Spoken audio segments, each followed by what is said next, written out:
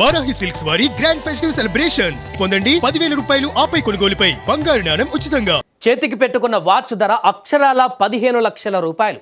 కాళ్ళకు వేసుకున్న షూ ధర ₹1,00,000 పైమాటే.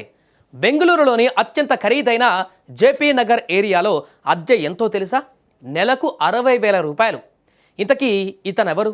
ఏదైనా పెద్ద బిజినెస్ మ్యానా లేక సాఫ్ట్వేర్ కంపెనీ సీఈఓనా? కానే కాదు. డిగ్రీ మధ్యలోనే ఆపేసిన ఒక సాధారణ కుర్రాడు. పేరు మహమ్మద్ ఉజైఫ్. వయసు 25 ఏళ్ళు మాత్రమే.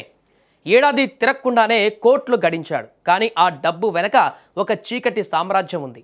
కన్న తల్లే కొడుకును నేర సామ్రాజ్యంలోకి పరిచయం చేసిన విషాద గాథ బెంగళూరు పోలీసులను షాక్కు గురిచేసింది. కథ వెనక్కి వెళ్తే కొన్నేళ్ల క్రితం వరకు అది ఒక సాధారణ మధ్యతరగతి కుటుంబం. ఆనందంగా సాగిపోతున్న వారి జీవితంలో కరోనా పెను విషాదాన్ని నింపింది. ఇంటికి పెద్ద దిక్కుగా ఉన్న తండ్రిని కోవిడ్ మహమ్మారి బలి తీసుకుంది. భర్త మరణంతో భార్య షబానా అబ్దుల్ భారీ కుప్పకూలిపోయింది. ఒకవైపు భర్త లేడన్న బాధ, మరోవైపు కుటుంబ పోషణ భారం. చేతిలో చిల్లి గవ్వలేదు. అప్పులు పెరిగిపోతున్నాయి. కొడుకు ఉజైఫ్ ఇంకా చదువుకుంటున్నాడు. ఆ సమయంలో ఆ తల్లికి ఏం చేయాలో పాలుపోలేదు.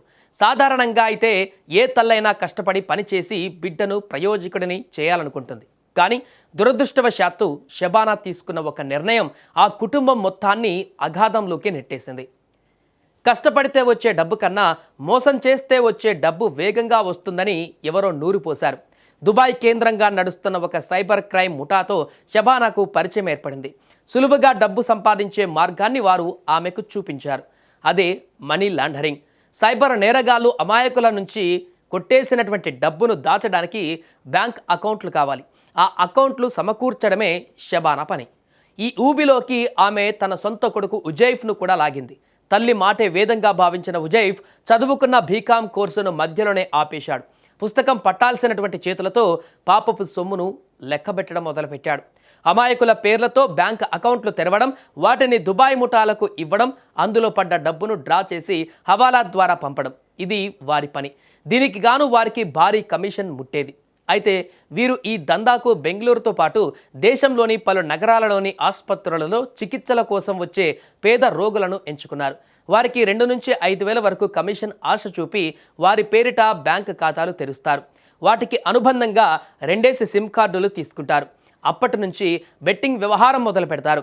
2013లో ఐపీఎల్ స్పాట్ ఫిక్సింగ్ కేసులో ముంబై పోలీసులు అరెస్టు చేసిన ప్రేమ్ తనేజా నేతృత్వంలో ఈ పేదల పేరిట బెట్టింగ్లు వేస్తూ క్రిప్టో కరెన్సీ లావాదేవీలు చేస్తారు.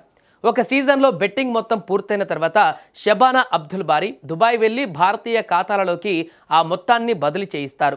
ఇక్కడ ఆమె కుమారుడు ఉజైఫ్ ఆ డబ్బును డ్రా చేస్తాడు. అందులో తమ వాటా పోను మిగిలిన మొత్తాన్ని ఇతరులకు కమిషన్గా అందిస్తారు. ఇలా 2 ఏళ్లలో 204 కోట్ల విలువైన అక్రమ లావాదేవీలు చేసినట్లుగా పోలీసులు తేల్చారు. ఈ నెల 14న ఈ నేరాలతో సంబంధం ఉన్న 11 మందిని అదుపులోకి తీసుకోగా ఈ నేరాలకు నేతృత్వం వహించే తల్లి కుమారులను అరెస్టు చేశారు.